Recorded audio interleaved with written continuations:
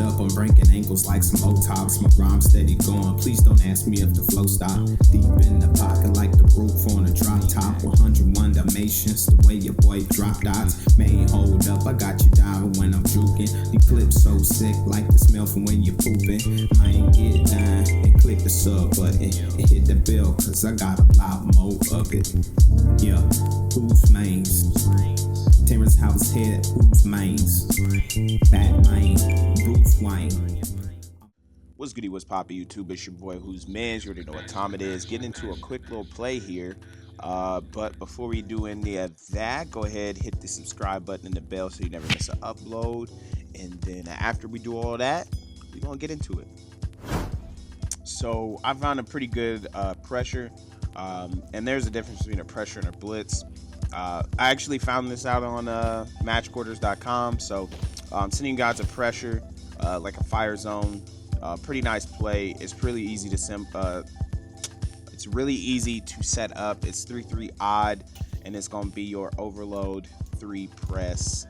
And like I said, it's pretty easy. I like the angles of everything. Now there are a few stipulations to when to run this play and how to do it.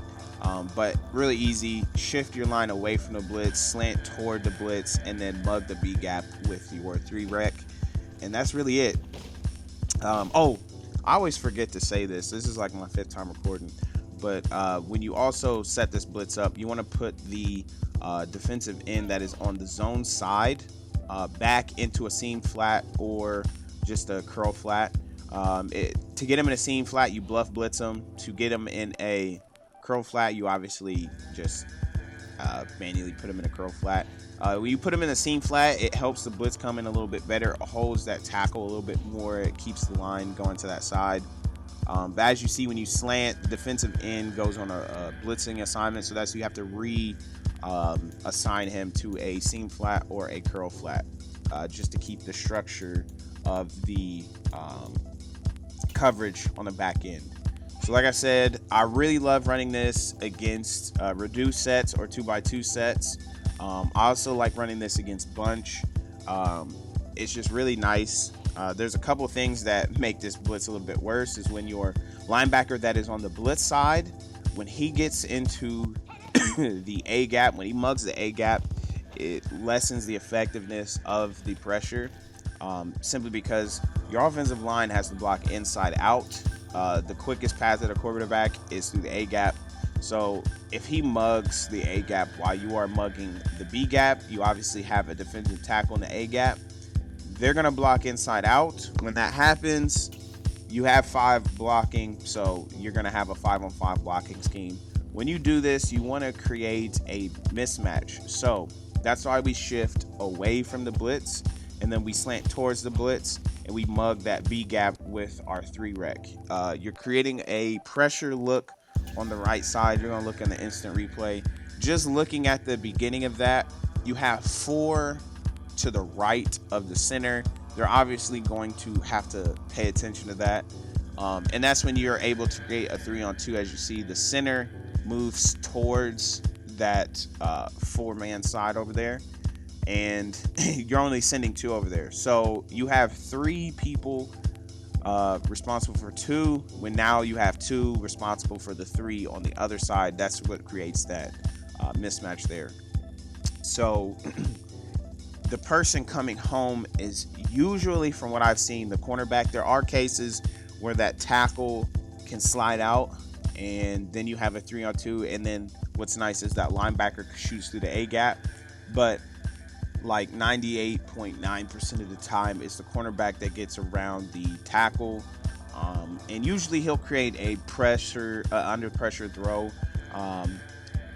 Depending on how your opponent is in the pocket, you can get quite a few sacks with this play. But like I said, I don't like running this in trip sets. I like running them against 2x2 sets, for instance, because that number 2 is a little closer to the line, and it's really difficult to tell if he's blitzing or not, especially if you do set up your just simple 4-man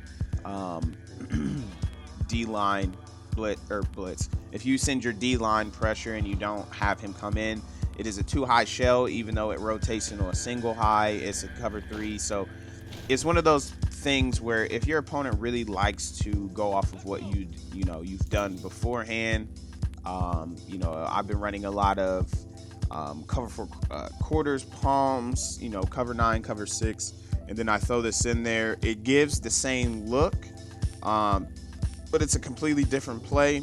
And like I said, I love running this on like third down, third and long, second and long.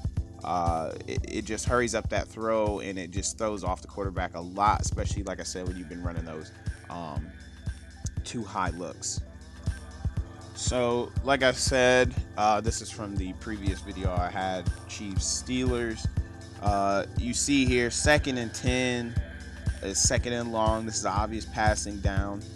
It's early in the game. I threw this in because I just wanted to see how my opponent was, and I send this blitz, and you see the cornerback is coming in untouched. He has to rush this throw because if he waits any longer, that cornerback was going to come home and either disrupt the throw or get the sack.